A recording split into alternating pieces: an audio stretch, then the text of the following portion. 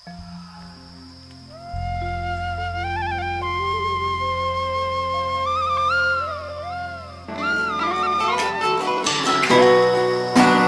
दिनै बिथां सहायसुलि ब्रह्म आब'नि दोंसे खन्थाइ आवरायनो आखायाव लादों।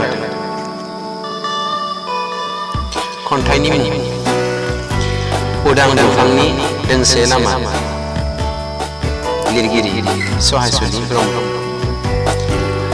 दिनैनि अखाफोरा नायगिरदों बै समनि फागुना बबेयाव, जाय सानखालि मान्दारा गेवलां गेवथां मोसादों आरो गावनि आयनाखौ बैसोमुथियाव सारफावना हान्थियारिफोरखौ बरायदों।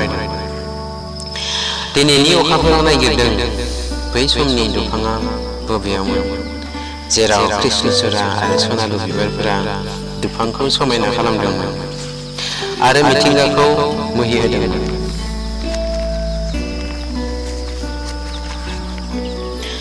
दिनैनि अखाफोरा नायगिरदों बै समनि उदाङा बबेयावमोन, जेराव खौवौआ देंखो बोफैदोंमोन, जायनि देंखोजों मुलुग रिंखांदोंमोन।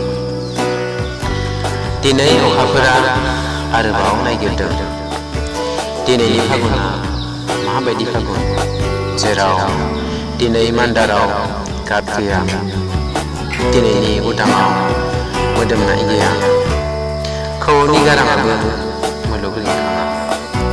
दिनैनि खबामफोरनि मोदोमनाया रानलांनो हमदों दुफांनि गोरान बाराव। दुब्रि हाग्रानि थरथिं निहिरफ्राबो गोमालांदों गोरान बोथोराव, गोजां बोथोरावबो खाफालाव गोलोमखांदों। हिसाब खिथाबफोरा गुनाय गुजाय, सम समफोरा रानखाय सिखाय। माब्लाबा मोननाय माब्लाबा गोमानाय, माब्लाबा देरहानायनि गेजेरावबो गोहोनि गोमानाय मोनदांनाय, माब्लाबा जेननायनि गेजेरावनो आंखालनि मोन्दांथिजों गोहोनि जथायनाय। जोनोमनि अखाफोराव गेलेगोन बिब्दिनो उदां दंफांनि सोलाय सोल', मोननाय गोमानाय, जेननाय देरहानायनि होनाय लानाय। गुबैया नाथाय जानांगोन आंखालानो गोहोनि गुदि फुंखा, उदां दंफांखौ ज' खालामनाय दोंसे लामा।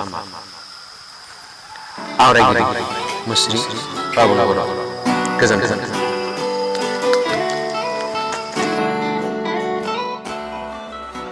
नोंथाङा जुदि दासिम आंनि चेनेलखौ साबस्क्राइब खालामाखैब्ला साबस्क्राइब खालाम, लोगोसेनो बेल आइकनावबो थुनानै हो। बेफोरबायदिनो आंनि गोदान गोदान भिडिअनि नटिफिकेसनखौ गिबिसिनै मोननो थाखाय। नोंथाङा जुदि आंनि भिडिअखौ मोजां मोनदोंब्ला लाइक खालाम, भिडिअनि सिङाव थांनानै कमेन्ट खालाम आरो लोगोफोरनो शेयार खालाम। भिडिअखौ नायनायनि थाखाय नोंथांनिसिम रोजा रोजा साबायखर थाबाय।